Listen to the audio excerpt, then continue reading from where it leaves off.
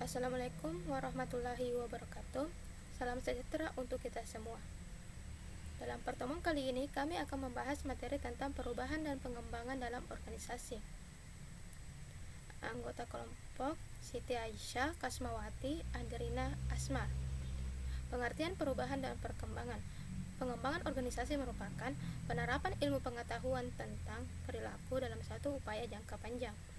Pengembangan ini bertujuan untuk memperbaiki kemampuan suatu organisasi dalam rangka menghadapi perubahan dalam lingkungan eksternal dan juga dalam rangka mencari pemecahan masalah-masalah organisasi dalam lingkungan internal.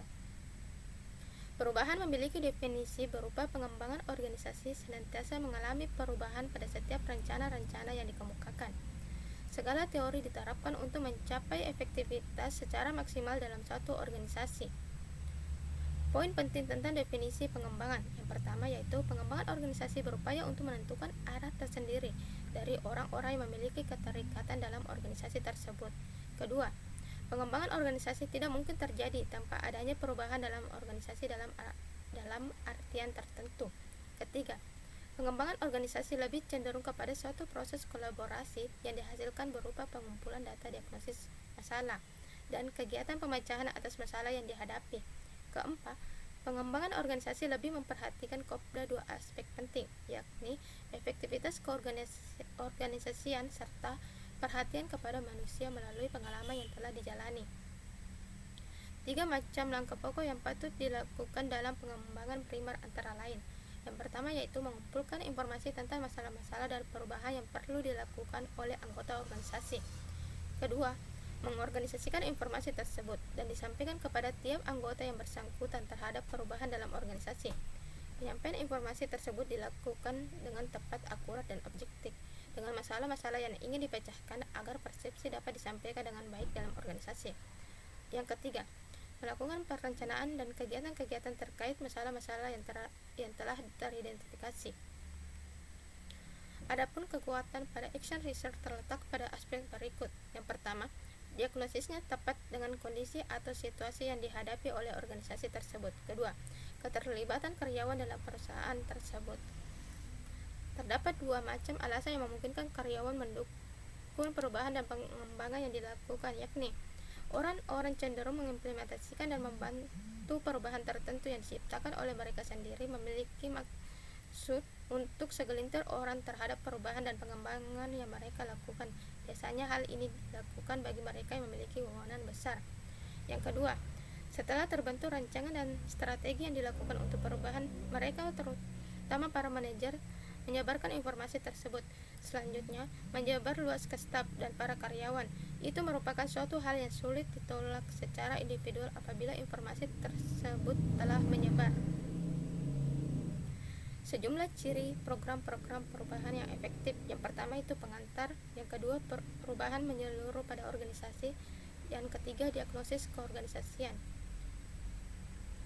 Pengantar, perubahan terencana efektif seringkali dicirikan oleh anteseden umum tertentu. Menurut Chambers and Worley, adapun anteseden tersebut berupa: yang pertama, upaya memotivasi perubahan dengan dalam menciptakan suatu kondisi kesediaan terhadap diantara para karyawan, juga untuk mengatasi tantangan-tantangan terhadap perubahan tersebut. Kedua, menciptakan suatu visi bersama tentang kondisi organisasi tersebut di masa yang akan datang dan di masa yang diinginkan. Yang ketiga, mengembangkan bantuan politikal untuk membantu mengatasi berbagai tantangan yang dihadapi.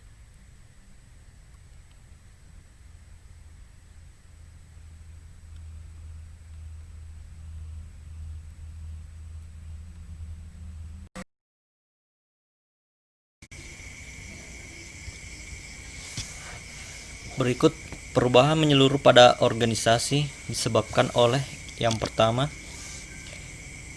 manusia. Variabel manusia terkait dengan anggota yang bersangkutan dalam organisasi terlepas dari masing-masing individu tersebut.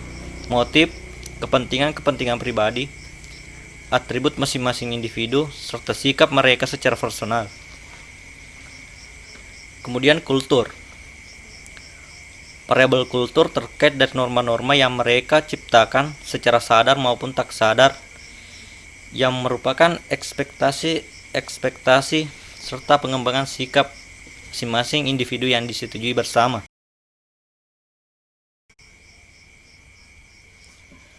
Tugas-tugas. Variabel tugas-tugas merupakan sekumpulan misi yang telah disusun yang merupakan kumpulan dari beberapa variabel inti.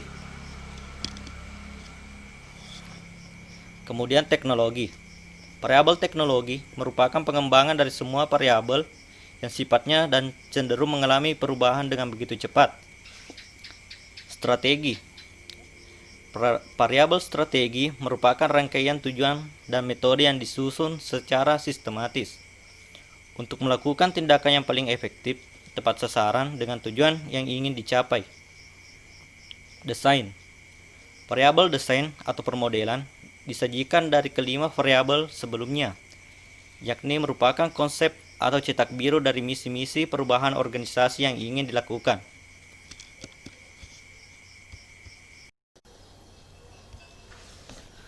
Diagnosis keorganisasian dengan menyelenggarakan yang pertama, mengenal dan menafsirkan tentang masalah yang sedang dihadapi dan merasakan perlunya ada perubahan. Kedua, menentukan kesiapan organisasi tersebut untuk melakukan perubahan. Tiga, mengidentifikasi segala sumber-sumber serta kemampuan manajerial untuk melakukan perubahan. Yang keempat, menentukan strategi serta tujuan yang hendak dicapai. Melakukan perubahan antara lain: yang pertama, tingkat kepuasan para anggota organisasi, baik itu manajer maupun karyawan yang masih bersifat status quo. Yang kedua, risiko yang mereka persepsikan jikalau perubahan tersebut terjadi. Perubahan dilakukan karena adanya tantangan. Pertama, ketika kedua organisasi atau lebih yang mempunyai latar belakang berbeda atau bergabung dan konflik berkepanjangan di antara kelompok orang yang berbeda dimulai untuk mengikis kinerja mereka.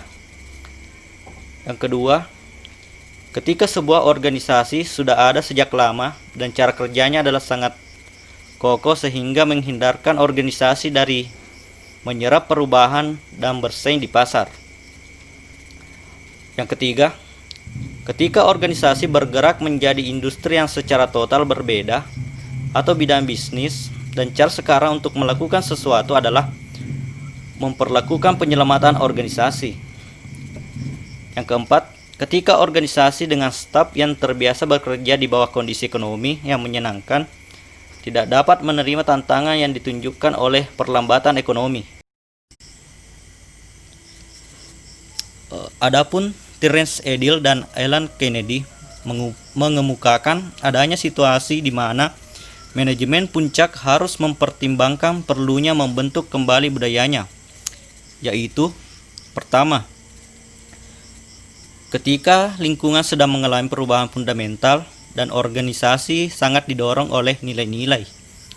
Yang kedua, ketika industri sangat kompetitif dan lingkungan berubah cepat. Yang ketiga, ketika organisasi sedang-sedang saja atau menjadi lebih buruk. Yang keempat, ketika organisasi benar-benar diambang menjadi organisasi besar.